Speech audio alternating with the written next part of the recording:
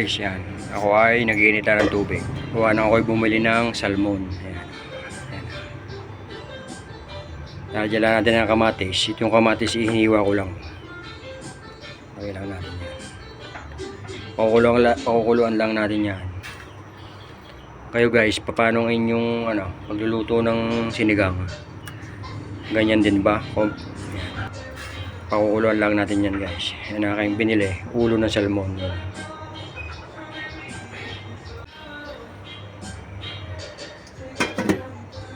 Ang pipisahin to para yung kulay niya kumulay siya sa bawo, para magandang pag sinigang, maganda yung maraming kamatis. Tapos lalagay na natin ang salmon guys. To ulo to ng salmon. Ayan. Pag ako nagsisigang ng salmon, ulo ang aking ginagamit. Masarap siyang malasa.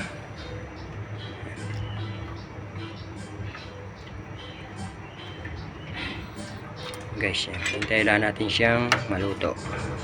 Tapos saka natin nilalagay yung talbos ng kangkong at saka yan, labanos. Yan lang yung laho ko sa sinigang na ulo ng salmon. Gulay na kangkong, labanos at saka siling green. Tapos may kalamansi rin tayo. Ayan, okay na. Titimplahan lang natin mga pampalasa. Lagyan natin ng konting magic sarap.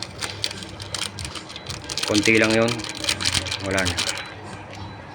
Tapos patis.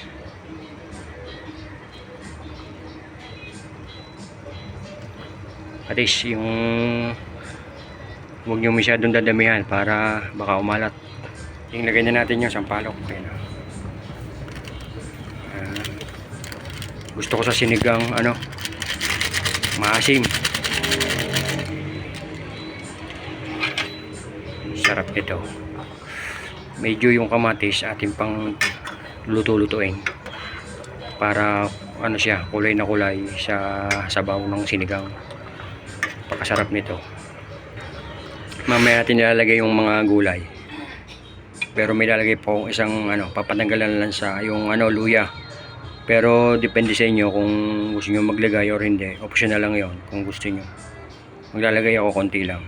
Luya, konti lang. Lalagay na natin guys yung labanos. Labanos, lagay na natin. Para yan medyo matagal din maluto yung labanos Sarap din yan. Yan. Guys, kayo, paano kayo magluto ng sinigang? Ganyan din ba? O comment down below na lang guys kung ganyan kayo magluto. Guys, yung tip ko lang sa inyo, pagka kayo magluluto ng kahit anong lutuin nyo, huwag nyong dadamihan ng yung mga pampaalat. Huwag nyong aalatan kasi pagkaluto nyan, kailangan nyo pa ng patis na sausawan na may kalamansi, patis at sili. Yan. Guys, yan. Lalagay natin ang sili. Yun. Ayos na ayos to. Pwede natin ilagay ang talbos ng kangkong. Yan din ang kangkong. Gusto ko guys dito maraming mga gulay, mga kangkong. Kasi pag ako nakain yan, gulay pa lang ulam na sa akin. Yan. Hintayin natin lang guys maluto yan. Madali lang maluto yan, half cook lang.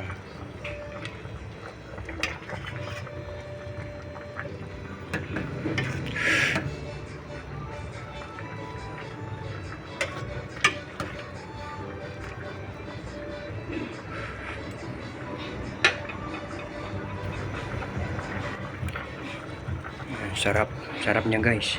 Ulo ng salmon. Nandito na lang guys yan. Luto na. Bye bye.